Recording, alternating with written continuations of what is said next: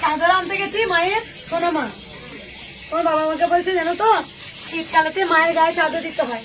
আমি চাদর দিতে হয় বলছে হ্যাঁ। চাদর কিনতে গেছি, সব থেকে কমা চাদর খুঁজছি। তখন মানে এতটাই কমা চাদর খুঁজছি। দিবে চাদর কত 130 টাকা 150 টাকা নিয়েছিল না? সেই চাদর আমার অমূল্য রতন মা, আমি কাউকে দিয়ে দিইনি। সেই চাদর আমার আলমারির ভিতরে ভরা আছে। এটা আমার স্মৃতিচিহ্ন। আজকে মায়ের সন্তানরা মায়ের কাছে চাদর এত শাল আছে, আমি ভাবি কোনটা গায়ে দেবো।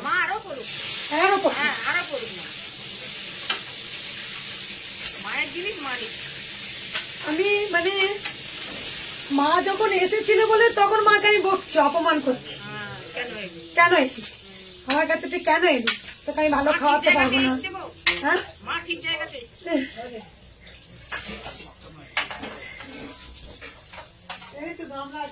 তোমার মতো কেউ তো আমায় আদর করে না, তোমার মতো কেউ তো আমায় ভালোবাসে না। তোমার ভালোবাসার মহত্ব আমি বুঝেছি, বুঝেছি।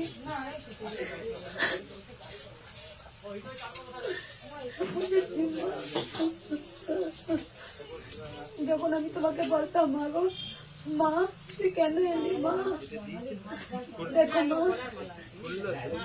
তোমার কত রাগ নেই, তোমার কোনো অভিমান নেই মা। মা তুমি সবার প্রতি রাগ করো, অভিমান করো, কিন্তু তুমি আমার প্রতি কেন করো না মা? আমি যখন ছোটখাটো কিছু ভুল টুটি করে ফেলি তোমাকে বলি মা তুমি আমাকে বকবে না, আমাকে শাসন করবে না, তুমি তখন আমাকে বলো মা তোকে শাসন করার মতো ক্ষমতা আমার নেই। কেন বলো এই কথা মা? আমি বুঝতে পেরেছি তুমি কেন বলো। তুমি জানো আমি না সেবা করে কেন আমি এই কর্ম করছি মা। তোমার মতো কেউ আমার ভেতরটা বোঝে না মা, ভেতরটা কেউ বোঝে না। আমি কোনোদিন আমার জন্য এক চিটে ফুটো চিন্তা করিনি মা। আমি জানি মা যে কষ্ট, যে পরিশ্রম, শুধু আমার অনেক বড় স্বপ্ন মাকে আমি অনেক বড় মায়ের মন্দির হবে, অনেক বড় মায়ের মন্দির হবে।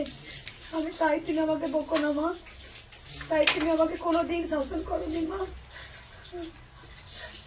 মাগো তোমার হিত মাজারে রাখিব, ছেড়ে দেব না, তোমায় বক্ষে মাঝে রাখিব, ছেড়ে দেব না।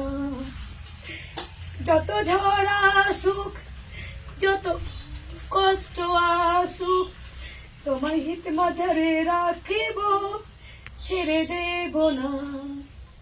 কলিযুগের কৃষ্ণ তুমি কালী হয়ে এলে, কলিযুগের কৃষ্ণ তুমি কালী হয়ে এলে।